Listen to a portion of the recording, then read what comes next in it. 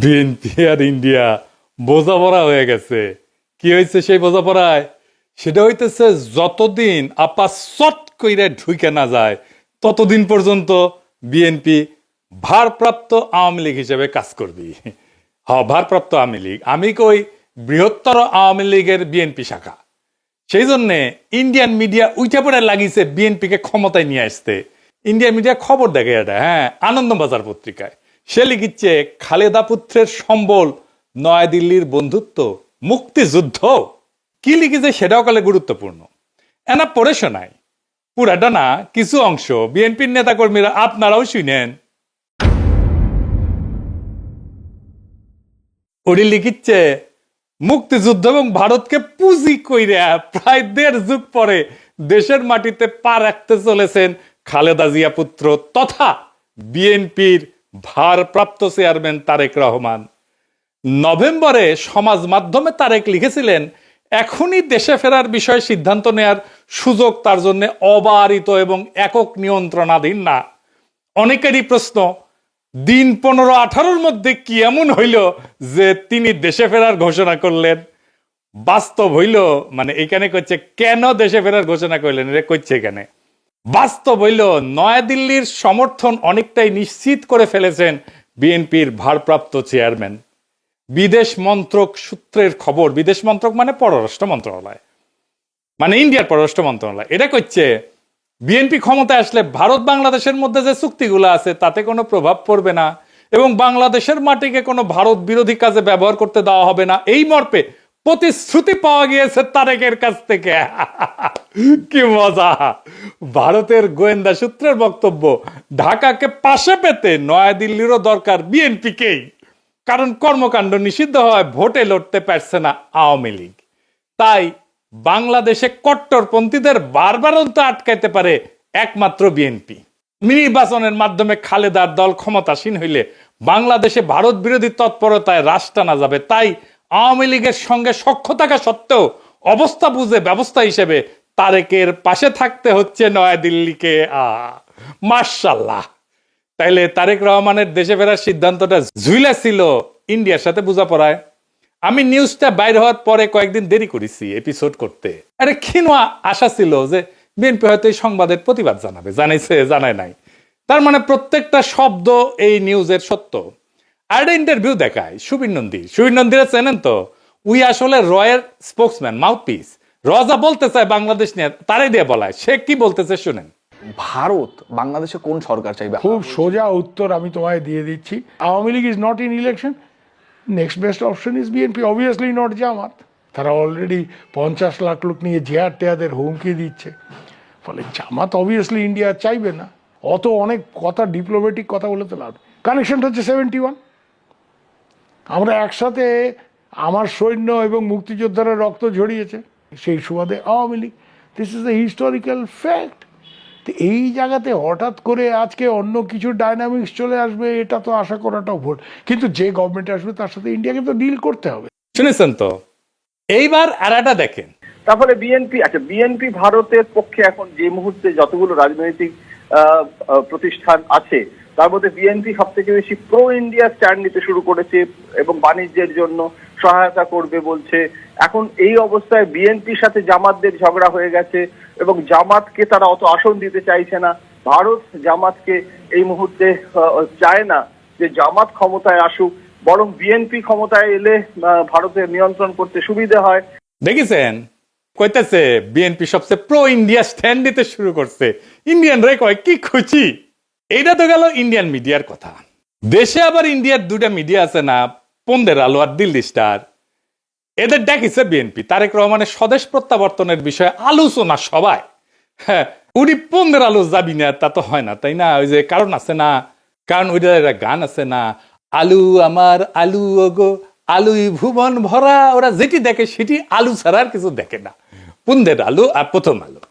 বাঙ্গু বাটপাটদের শিরোমণি মতিউর রহমান কি কইছে শুনেন। আমি ব্যক্তিগতভাবে এটা মনে করি যে দেশে একটা রাজনৈতিক শূন্যতা রয়েছে, চলছে, এটা একটা বিপজ্জনক। আমি সবসময় ভাবতাম বা এখনও মনে করি যে বিএনপির ভারপ্রাপ্ত চেয়ারম্যানের আরেকটু আগে, বেশ একটু আগে যদি আসতে পারতেন, তাহলে এক্ষেত্রে হয়তো বিএনপি এবং দেশের মধ্যে একটা ভালো সুবিধাজনক অবস্থা তৈরি হতে পারত। এই মতিউর রহমান এখন তারেক রহমানের পায়ে পড়ে, বিএনপির পায়ে পড়ে। সেই লিখেছিল তারেকের দুর্নীতির বিচার হতে হবে। সেইখানে তারেক রহমানের নিজের স্বাক্ষরিত একটা হলফনামা থেকে উল্লেখ করে কইছিল এই মতিউর রহমান যে তারেক রহমান দুর্নীতি করেছে সেটা সে নিজেই স্বীকার করেছে, এ বাটপারি কইছিল। আবার ওই মামলা থেকে তারেক রহমান খালাস পেলে আবার প্রথম আলোয় লিখেছিল নৈতিকভাবে তারেকও দণ্ডিত। খালাস পেলে কি হয়েছে? তুই নৈতিকভাবে দণ্ডিত, বুঝছাও। আর এখন কয় তারেক রহমান আগে দেশে ফিরলে ভালো হইতো। তো মতি ভাই, আপনি দুর্নীতির বিচার করবেন না?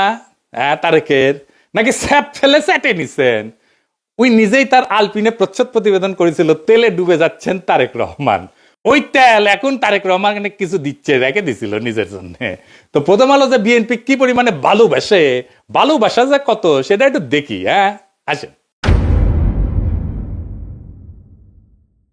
লিখিচ্ছে বগুড়ায় তারেককে ঘিরে আছে খুন সন্ত্রাসে জড়িত নেতাকর্মীরা।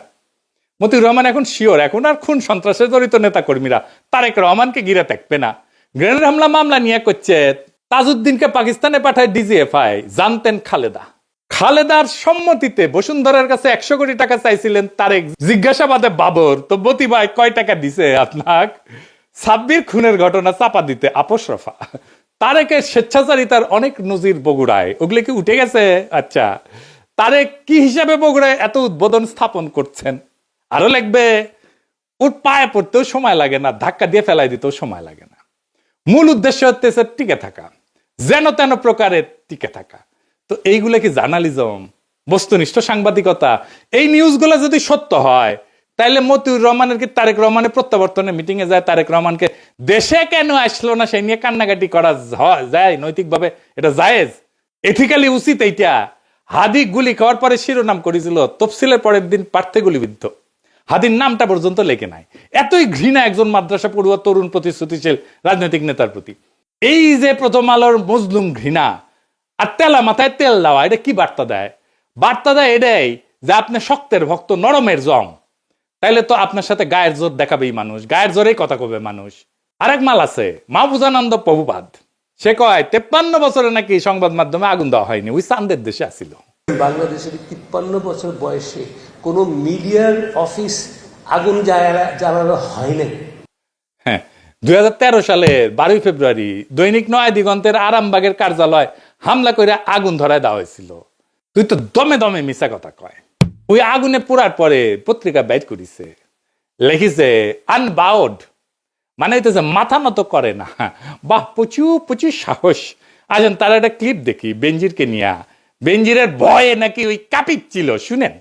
আমরা কিন্তু এই যে আইজিপি বেনজিরের যে তার যে কুকর্ম আমরা কিন্তু মিডিয়াতে জানতাম, কিন্তু রিপোর্ট করতে সাহস পাইনি। আপনি হয়তো কিছু করতেন না, সরকার হয়তো কিছু করতো না, বাট ওই ধরনের একটা পাওয়ারফুল আইজিপি সে তো একটা সাংবাদিকরা কি না করতে পারত। শুনিছেন কত বড় সাহস? মাইনে নিলাম যে ওই ভিতু, তো তাইলে কি ওই পত্রিকার স্লোগানে journalism without fear or favour লেখার নৈতিক অধিকার আছে? মানে মাহফুজা নাম, আপনার লজ্জা নাই? আপনি তরুণদের কি শিখাইতেছেন? আপনার লজ্জা লাগে না এত ভণ্ডামি করতে? ভণ্ডামির তো মাত্রা আছে। আবার ক্রিটিক্যাল জার্নালিজম করার কথা কয়। ক্রিটিক্যাল জার্নালিজম বুঝে ডিজিএফ এর সাথে আন্ডারস্ট্যান্ডিং করে জার্নালিজম করিছে। এই যে তাসনিম কলিলি কয়ে দিছে ডিজিএফ এর দেওয়া নিউজ ভেরিফাই না করে ছাপাইছে, আবার পরে স্বীকারও করিছে এটা তো ভুল ছিল। তুমি যদি আমাকে জিজ্ঞেস করো আমার সাংবাদিক জীবনে, এডিটরের জীবনে ওটা হচ্ছে একটা বিরাট ভুল। আমি ভুল করেছি। ওই সময় ডিজিএফআই এর দেওয়া নিউজ আমার ছাপানো উচিত হয়নি। ইট ওয়াজ এ ব্যাড এডিটোরিয়াল জাজমেন্ট। আমি ভুল করেছি। শুনেছেন, আমি কইছিলাম এই ডেইলি স্টারের জার্নালিজম নিয়ে 100 ঘন্টার এপিসোড করা যায়। গতকাল আমি একটা পুরানা ভিডিও দিছি, দেখেছেন না সবাই? অনেক দিন তো হইল। জবাব দিছে ডেইলি স্টার? আমার উত্থাপিত প্রশ্নের জবাব দিছে নাকি এরা জবাব দিয়ে তার উর্ধে মিডিয়া? এরা সার্বভৌম একটা অথরিটি হইছে, সবকিছুর উর্ধে, ওরা কেউ প্রশ্ন করতে পারবে না। তো আসলে আসেন, এই যে দুইটা গণমাধ্যম, এই যে দুইটা প্রথম পন্দের আলো আর দিল্লি স্টার, এটা কি গণমাধ্যম? গণমাধ্যমের ভূমিকা বুঝতে হলে আমাদের দুইটা জিনিস বুঝতে হবে, ট্রুথ এবং ফ্যাক্টস। সত্য কি এবং ঘটনা কি। ফ্যাক্টস হইতেছে মানে ঘটনা হইতেছে আমরা পরিষ্কার যেটা দেখছি হাদির জানা যায় লাখ লাখ মানুষ হয়েছে না, 10 থেকে 15 লাখ মানুষ হয়েছে, আমরা সবাই দেখছি কয়েকদিন আগের ঘটনা। কিন্তু জানাজার ট্রুথ, সত্য তৈরি করা ট্রুথ মেকিং মেশিন কি? পুন্দের আলো আর ডেইলি স্টার। আমরা চোখের সামনে দেখলাম 10 থেকে 15 লাখ লোক। ডেইলি স্টার লিখেছে শয়ে। আজকের ঘটনা যদি ইতিহাসে আদৌ স্থান পায় তাহলে এটা স্থান পাবে পুন্দের আলো দিল্লি স্টারের বিবৃতিতে কি আছে সেটা দিয়া। দিল্লি স্টার লিখছে শত হাজার না, লাখ না, শত। ওই যে হাদি না, একজন প্রার্থীকে লিখেছে। এটাই থেকে যাবে ইতিহাসে। আমাদের আবেগ হাদিকে নিয়ে আজকে যেটা 50 বছর পরে সেটা থাকবে না, কারণ আমরা অনেকেই থাকবো না, অনেকে জানবেই না এই ঘটনা। তখন থাকবে এই পত্রিকার ট্রুথ যেটা লিখেছে ওরা। পুন্দের আলো আর দিল্লি স্টার কোনো মিডিয়া প্রতিষ্ঠান নাই, এগুলো হইতেছে জনগণের যে কর্মকাণ্ড, আমাদের যে পাবলিক রেকর্ড, এগুলোর কাস্টোডিয়ান। আমাদের দৈনিক, আমাদের যে বাস্তবতার উপাখ্যান, এইটা রচনা করে পুন্দের আলো আর দিল্লি স্টার। এটার একটা শক্তিশালী প্ল্যাটফর্ম। তাদের মতো করে যেইটা পুন্দের আলো আর ডেইলি স্টারের নিজের চিন্তার, নিজের জগতের বাইরে, সেটাকে সে বাদ দিয়া দেয়। হাদি নামি আসে না, প্রার্থী হইয়া যায়। শয়ে হয় মিলিয়নের বদলে। এইভাবে সত্য নির্মাণ করে এই মিডিয়াগুলা। সত্য কিন্তু কখনো নিরপেক্ষ না, সত্য সবসময় একটা মতাদর্শিক নির্মাণ। তাইলে এই পুন্দের আলো আর দিল্লি স্টার কার পক্ষে সত্য নির্মাণ করে, কার স্বার্থ রক্ষা করে, সবাই জানে, সব সুতিয়া জানে। এই প্রশ্নের উত্তর জানে না এরকম কেউ নাই, কিন্তু বলবে না। ও বলতে হইলে তখন এই লোকদেরকেই বলতে হয়। নিকা বসার আগে ইদ্যৎকাল বলে একটা জিনিস আছে, আপনারা ভালো জানেন। তাইলে এই পুন্দের আলো আর দিল্লি স্টারের ভাতার আওয়ামী লীগের সাথে বিচ্ছেদের পরের ইদ্যৎকাল শেষ হওয়ার আগেই বিএনপির সাথে কেন নিকা বসলো? কারণ এই দুইটা পত্রিকায় ফ্যাসিস্ট শক্তির সহযোগী ছিল। এদের বিচার হওয়া উচিত ছিল, গণ আদালতে বিচার হওয়া উচিত ছিল। কিন্তু এদের সম্পদ, এদের কন্ট্রোল, এটা গোপনে বিএনপির কাছে সম্পত্তি হস্তান্তর হবে। বিএনপি সব জায়গায়, সব মিডিয়াতে নিজেদের লোক বসাইছে। কালের কণ্ঠে কে সম্পাদক, বাংলাদেশ প্রতিদিনে কে সম্পাদক, 8 টিভিতে কে শেয়ার নিছে, 71 টিভিতে মালিকানা নিছে কে, সব বিএনপি। নাম কইলাম না আজকের। তারা ভাবিছে নিরাপত্তা দিবি বিএনপি। খারান আইসেনি, আমি না ঘোড়ায় আসবো, ঘোড়ায়। আপনাদের জন্য আসার আমার টাইম নাই। এডিটর সাহেব ঘোড়ার হাসিটা দেন। হচ্ছে। যাদের প্রোটেকশনের আশায় আছেন তাদের কয়টা ক্লিপ দেখায়। মির্জা আব্বাসরে দেখেন।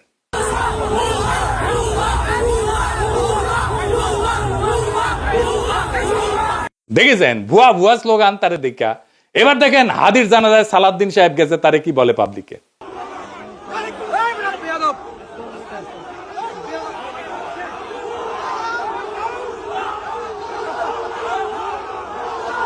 দেখেছেন এটিও ভুয়া স্লোগান। এবার দেখেন ফিরে যেতেছে সালাউদ্দিন, সেটিও দেখেন কি ভুয়া স্লোগান।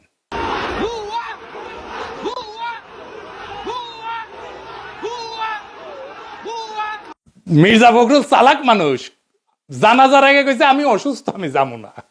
সত্যি অসুস্থ কিনা আল্লাহ জানেন। বিএনপি শীর্ষ নেতাদের প্রতি জনগণের অনাস্থা আর অশ্রদ্ধা কোন জায়গায় গেছে দেখেন। এরা ইলেকশনে জিতবে কি মনে হয় আপনাদের?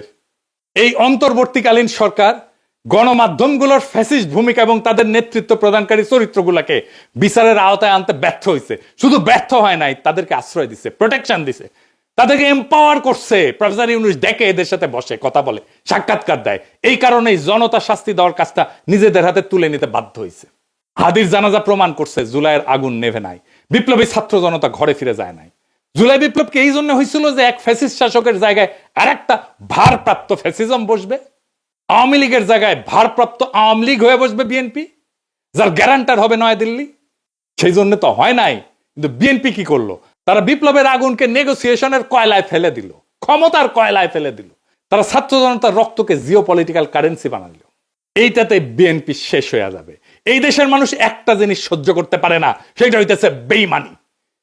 বিএনপি জনতার সাথে, শহীদের রক্তের সাথে বেইমানি করছে, বিপ্লবের সাথে বেইমানি করছে। আওয়ামী লীগ ক্ষমতায় ছিল ইন্ডিয়ার জোরে, এখন বিএনপি ক্ষমতায় আসতে চায় ইন্ডিয়ার সাথে বোঝাপড়ায়। দুইটারই একই রোগ, শুধু উপসর্গ বদলাইছে।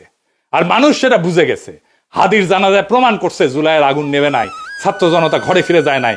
ওরা কাউকে ম্যান্ডেট দেয় নাই, না ভারতকে, না বিএনপিকে, না মিডিয়ার সত্য বানানোর মেশিনকে। এই কারণেই কইতেছি বিএনপির পরাজয় আসবে ভোটের দিন না, পরাজয় শুরু হয়ে গেছে নৈতিক জায়গা থেকে। যেই দল বিপ্লবের সঙ্গে বিশ্বাসঘাতকতা করে সেই দল ক্ষমতায় যাবে না, গেলেও টিকে থাকতে পারবে না। ক্ষমতায় যাক বা না যাক, ইতিহাস তাকে ক্ষমা করবে না। জুলাই কোনো ইন্টারভেল না, জুলাই কোনো সিনেমা না, জুলাই কোনো পিকনিক না, জুলাই কোনো দর কষাকষির বিরতি না। জুলাই ছিল এবং থাকবে ভারতের সাথে বোঝাপড়া আর দেশি ফ্যাসিজম, দুইটার বিরুদ্ধেই জুলাই জিন্দা থাকবে। এই সত্য যতদিন থাকবে ততদিন বিএনপির এই বোঝাপড়াই তাদের সবচেয়ে বড় রাজনৈতিক আত্মঘাতী সিদ্ধান্ত হয়ে থাকবে। পরাজয় শুরু হয়েছে, ওই বিশ্বাসঘাতকতার দিন থেকে পরাজয় শুরু হয়েছে। জুলাই শেষ হয় নাই, জুলাই বিশ্বাসঘাতক কাউকে ক্ষমা করবে না। ইনকিলাব জিন্দাবাদ।